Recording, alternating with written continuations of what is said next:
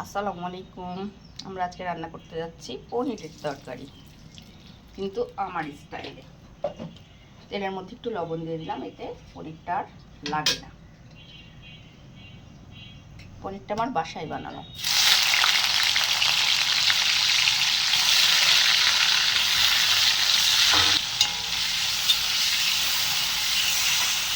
পনিরগুলোকে এবার লাল লাল করে ভেজে নেব।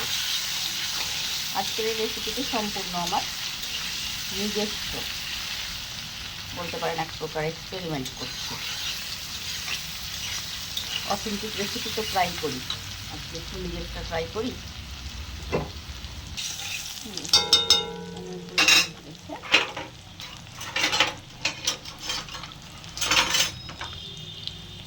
পনিরগুলোকে এখন তুলে নিয়ে আমি পানির মধ্যে দিব, এতে পনিরগুলো অনেক সফট থাকবে, শক্ত হয়ে যাবে না।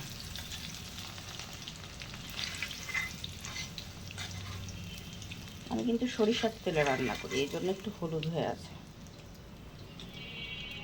এবার এই তেলের মধ্যেই আমরা ফোড়ন দেব। ফোড়নে ব্যবহার করছি 2টো এলাচ, দারচিনি, তেজপাতা আর জিরা।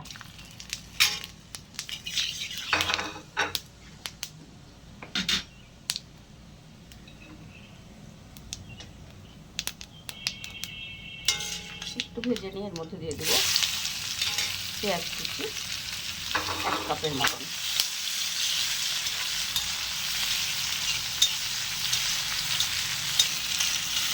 পেঁয়াজ কিন্তু খুব বেশি ভাজবো না, একটুখানি নরম করবো, এতে পেঁয়াজের স্বাদটা ভালো লাগে। এর মধ্যে আমরা এবার দিয়ে দেবো গুঁড়ো মশলা, মরিচ গুঁড়া, হলুদ গুঁড়া, ধনিয়া গুঁড়া, লবণ।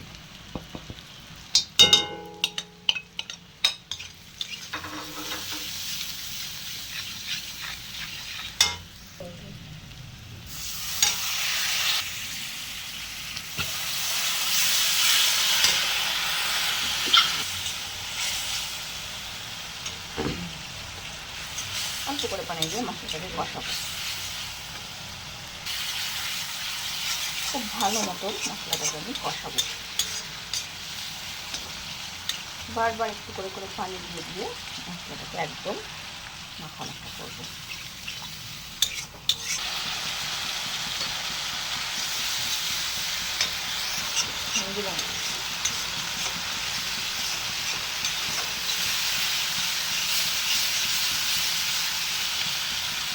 এই পনির ভিজিয়ে রেখেছিলাম, এই পানিটাই আমি দেবো, কারণ এটা অনেক তেল আছে।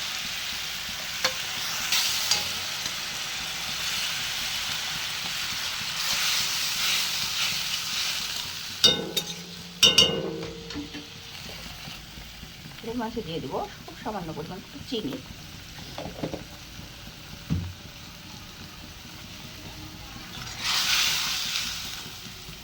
এর পর্যায়ে এবার দেবো পনিরের টুকরোগুলো।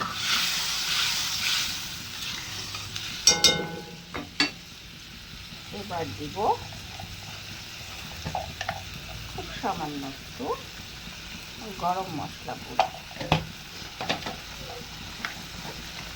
এরপরে দিব ভাজা জিরা গুঁড়া।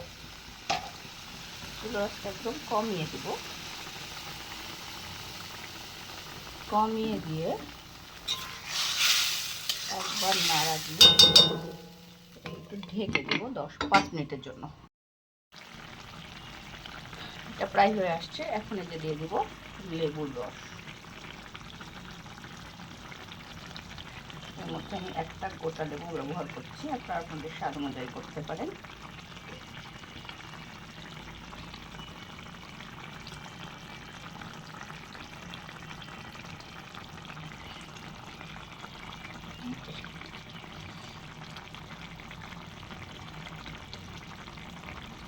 লেবুর রস পুরোটাই এর মধ্যে দিয়ে দিলাম। এখন জাস্ট একটু টেস্ট করে দেখার পালা, লবণ টবণ সব ঠিক আছে।